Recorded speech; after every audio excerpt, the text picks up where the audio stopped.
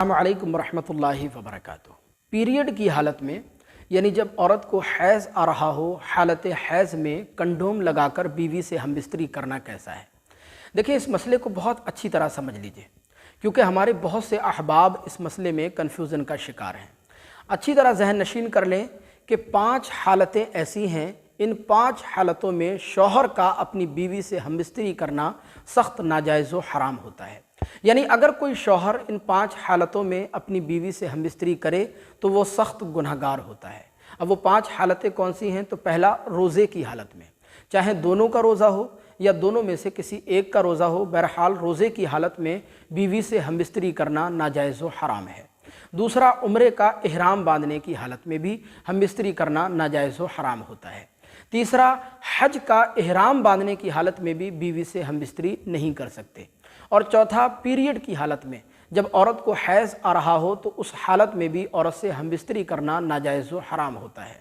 اور پانچواں، نفاس کی حالت میں، یعنی بچے کی پیدائش کے بعد جو عورت کو خون آتا ہے، جس کی زیادہ سے زیادہ مدت 40 دن ہوتی ہے اور کم مدت کی اس کی کوئی مقدار متعین نہیں ہے، وہ عورت کی عادت کے مطابق بھی آ سکتا ہے۔ لہذا جب تک عورت نفاس کی حالت میں رہے گی، عورت سے ہم بستری کرنا ناجائز و حرام ہوگا۔ تو یہ 5 حالتیں ایسی ہیں کہ ان 5 حالتوں میں شوہر اپنی بیوی سے ہم بستری نہیں کر سکتا۔ اگر ہم بستری کرے گا تو وہ سخت گنہگار ہوگا۔ اللہ عز و جل قرآن عظیم میں واضح طور پر ارشاد فرماتا ہے، وَيَسْأَلُونَكَ عَنِ الْمَحِيضِ قُلْ هُوَ أَذًى فَاعْتَزِلُوا النِّسَاءَ فِي الْمَحِيضِ وَلَا تَقْرَبُوهُنَّ حَتَّى يَطْهُرْنَ۔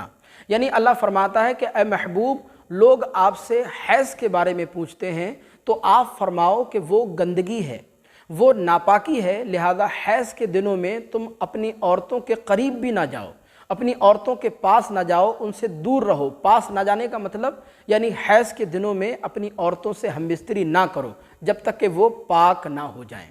لہذا حالت حیض میں بیوی سے ہم بستری کرنا یہ مطلقاً ناجائز و حرام ہے، چاہے کنڈوم لگا کر کی جائے یا بغیر کنڈوم کے کی جائے۔ بلکہ حالت حیض میں بیوی کی ناف سے لے کر اس کے گھٹنے کے نیچے تک بدن کا جو حصہ ہے، بدن کے اتنے حصے کو اتنے موٹے کپڑے کو حائل کیے بغیر، جس سے بدن کی گرمی محسوس نہ ہو، شوہر کو اپنے کسی عضو کے ذریعے شہوت کے ساتھ چھونا یا بلا شہوت کے چھونا بھی جائز نہیں ہے، بلکہ بدن کے اتنے حصے کو شہوت کے ساتھ شوہر کا دیکھنا بھی جائز نہیں ہوگا۔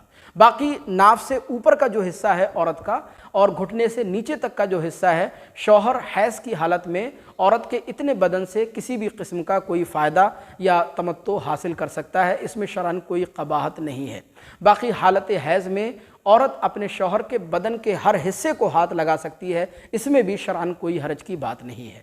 مجھے امید ہے کہ یہ مسئلہ آپ کو بخوبی سمجھ آیا ہوگا۔ آپ سے درخواست ہے، چینل پر پہلی بار آئے ہیں تو سبسکرائب کر کے گھنٹی ضرور دبا لیجیے گا۔ السلام علیکم ورحمۃ اللہ وبرکاتہ۔